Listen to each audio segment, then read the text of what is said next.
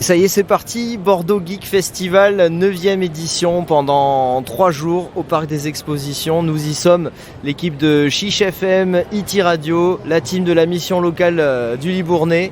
On est là et on est avec Angèle, la grande chef des bénévoles. Équipe Mandora, parce que c'est particulier, c'est une co-organisation Mandora-Leno. Alors expliquez-nous comment ça marche entre vous. Alors, comment ça marche? Tout simplement, Mandora est une association qui a été fondée en 2003. Où ensuite c'était une bande d'amis hyper passionnés par la culture asiatique, par l'Asie, le cinéma. Donc ils ont monté un petit festival entre eux, il y avait une centaine de visiteurs au début. Puis avec le temps, ça continue à monter. On est passé au Parc des Expositions, donc avec le temps. Et en 2015, en fait, la structure Leno s'est montée. Donc c'est une société de production d'événements. Qui a été repris donc par les personnes qui étaient chez Mandora, et en fait on travaille en co-organisation, c'est-à-dire que on est une vraie équipe.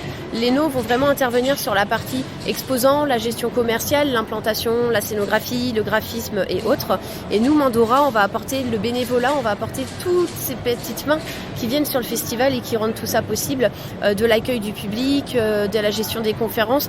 Donc je ne triche pas, mais c'est que j'ai une trentaine de pôles, c'est pour ça que j'ai mon papier, mais j'ai des espaces invités, les runners, l'accueil, nos différentes buvettes, les scènes. Donc il y a énormément de programmation, on a à peu près je crois plus d'une centaine d'heures de prog, donc c'est vraiment énorme. Et en fait nous Mandora on apporte ce côté un peu culture dans la programmation. On va avoir du maquillage, du pixel art, des escape games.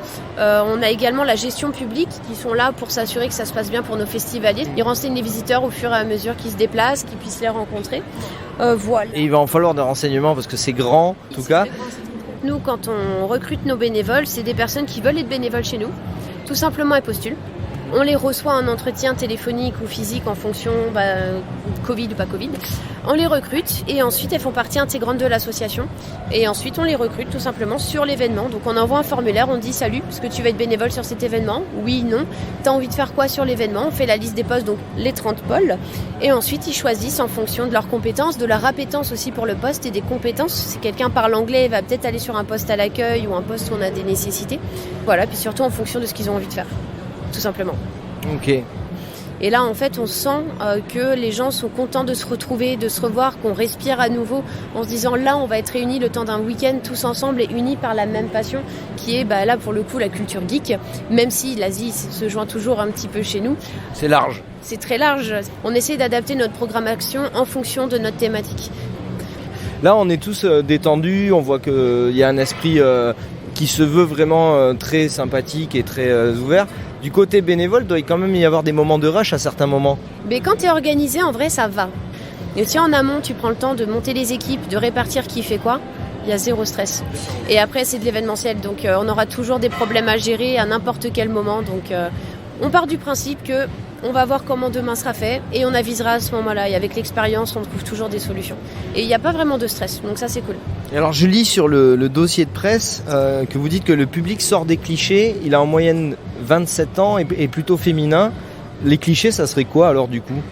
Le cliché, c'est de dire qu'ils viennent tous et que c'est des fans de Pokémon et qu'ils sont déguisés en Pikachu et qu'ils ont tous les cheveux verts. En fait, on peut représenter son univers. Ça peut être, je peux être déguisée en Marty McFly, comme Dr Brown, comme je peux être sur, je sais pas moi, le côté japonais avec Naruto, les mangas, en Buffy contre les vampires. Même un jeu vidéo, si j'ai envie de me déguiser en Link, on peut se cosplayer en fait au personnage de son choix. Et on se veut très inclusif. C'est-à-dire qu'il n'y a pas de différenciation, tout le monde est le bienvenu, on est comme on est. Le but, c'est que pendant vraiment le temps d'un week-end, tous les gens qui sont unis par la même passion, la culture geek, la culture un peu de l'Asie, pendant tout un week-end, personne ne se juge en fait. Ouais. On est habillé comme on veut, on se coiffe comme on veut, on se maquille comme on veut, on est du genre qu'on a envie, homme en femme, femme en homme et autres. Et en fait, c'est hyper inclusif et c'est ce qu'on aime. Tout ce qui est Animasia et Bordeaux Geek Fest, c'est vraiment les endroits idéaux pour vraiment casser les clichés. La chose, c'est quand on fait pas forcément de comparatif avec les autres salons. Mais la différence, c'est que nous, on n'est pas une convention, on est un festival. C'est-à-dire qu'on propose beaucoup de programmation. On va avoir des invités, donc en dédicace ou autre, on va avoir des tables rondes, on va avoir des conférences, on va avoir des expositions, on va avoir tellement de choses. Mais le but, c'est que vous veniez, que si vous êtes des parents et que vous connaissez pas un peu tout ça, il y a toujours les conférences pour aller vous cultiver parce que c'est hyper intéressant. Aller faire un peu de shopping pour vous, pour la maison, pour la famille. Aller vous restaurer. On a des espaces lecture. C'est vraiment accessible à tous et en fonction de tous les types de personnes, en fait, tout simplement. Et oui, il y a du cliché, on va avoir du Code Lyoko, on va avoir du Naruto, mais ça se limite pas à ça. Et c'est là où en fait, on casse un peu le cliché. Et quel serait le message que vous auriez envie d'envoyer comme ça à ceux qui sont pas fans de la culture geek, ou qui vous regardent peut-être toujours, et encore il y en a qui résistent avec un regard un petit peu condescendant?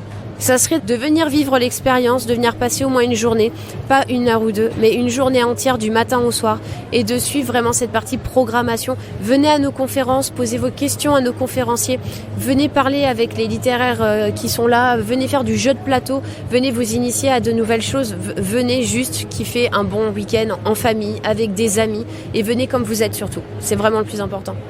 Merci beaucoup Angèle.